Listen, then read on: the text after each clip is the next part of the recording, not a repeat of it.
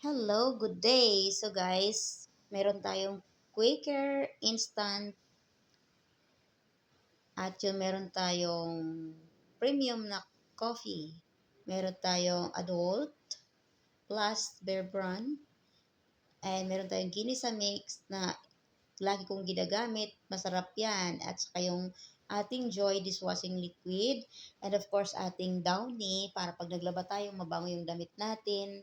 At yung ating Sunrox, matapang kasi kailangan ng Sunrox talaga kasi yung ihi ng mga alaga ko tsaka pag yung pang ano ng basahan, kailangan natin yan.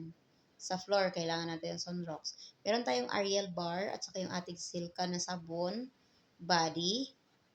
Yan, bali dalawa yung binili ko. Sinubukan ko lang pero maganda nga pala talaga guys yung Ariel. So lahat yan guys na gastos ko guys is umabot ng 746. Yan lang po guys. Thank you so much for watching.